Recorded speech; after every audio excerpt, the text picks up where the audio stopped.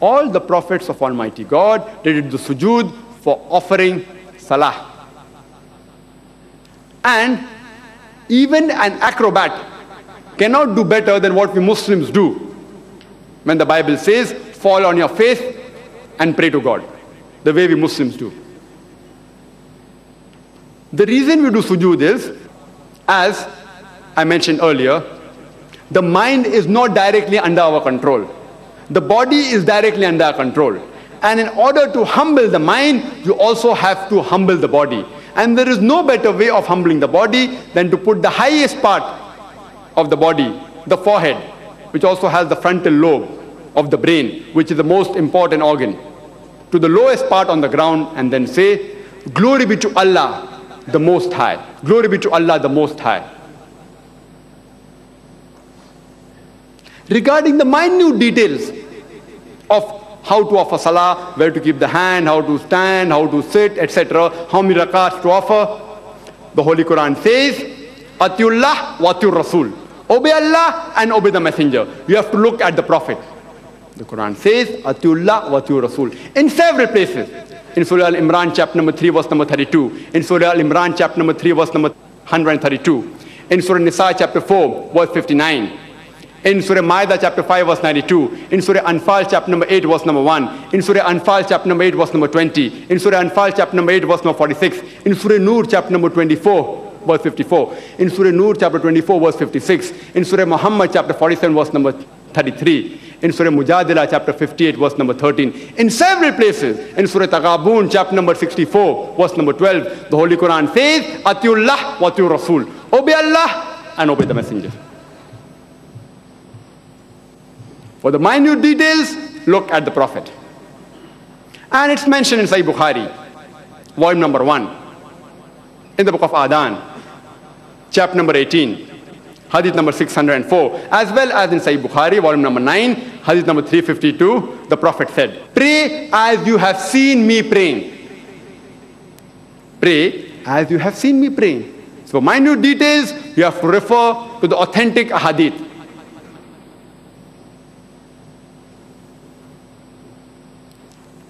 The Salah is the most important pillar of Islam after Iman, after faith.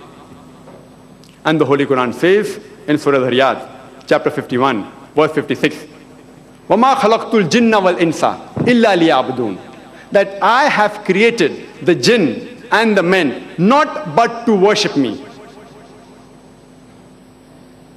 And the Arabic word ibadah comes from the root word abd, which means a slave, a servant. It's the duty of every servant to be obedient to his master. And every human being is a servant of Allah subhanahu wa ta'ala, of Almighty God. And it's the duty of every human being to be obedient to Allah subhanahu wa ta'ala. The moment you follow the commandments of Allah subhanahu wa ta'ala, you are doing ibadah, you are doing worship. If you abstain from the things which Allah subhanahu wa ta'ala has prohibited you from doing, you are doing ibadah. Many people have the misconception that salah is the only form of ibadah. In fact, salah is the most important form of ibadah, but it's not the only form of ibadah. Following the commandments of Allah subhanahu wa ta'ala is ibadah. And salah is the most important form of ibadah. Salah can also mean rendering obedience. You can only be obedient if you know what you're reciting in your salah. If you know what Allah subhanahu wa ta'ala has commanded you to do. Therefore, it's compulsory that every Muslim should know what he is reciting in his salah. He should also read the Holy Quran. If he doesn't understand Arabic, he should also read its translation, its meaning, so that he can implement on the commandments of Allah subhanahu wa ta'ala. There are various dangers if a person doesn't offer salah. There are chances your faith can become weak, or it can even get lost. Because the human being thinks that the well-being and honor that he has is due to the worldly material things, and he goes away from Allah subhanahu wa ta'ala. There is lack of discipline. When he goes away from Allah subhanahu wa ta'ala to acquire the worldly desires, the material things, there are chances that he may do foul play and go away from the Sirat al-Mustaqim, from the straight path. There is lack of inner peace.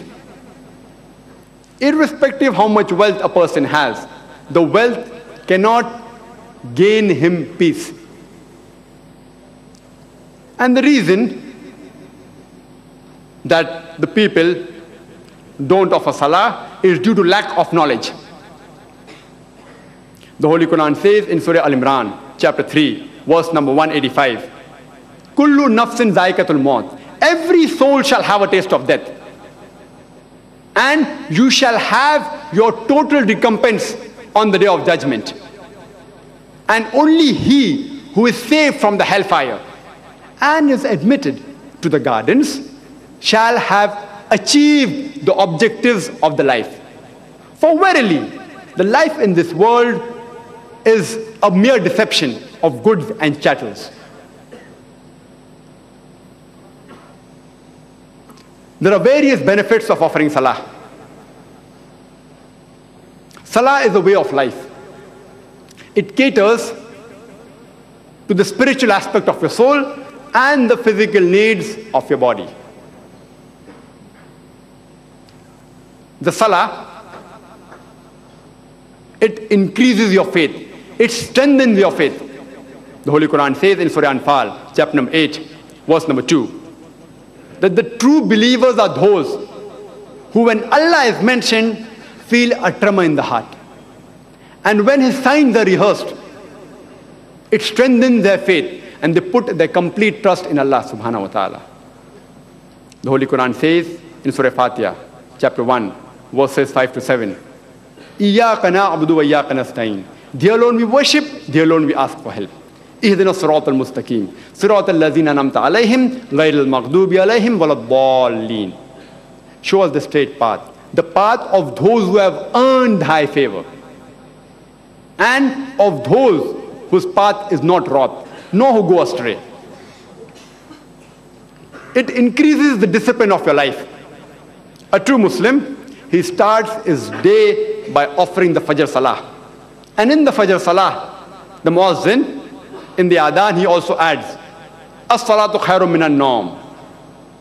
That Salah is better than sleep. Offering prayer is better than sleeping. And a true Muslim, at intervals, he offers Salah. And he ends his day with the Isha Salah before he goes to sleep.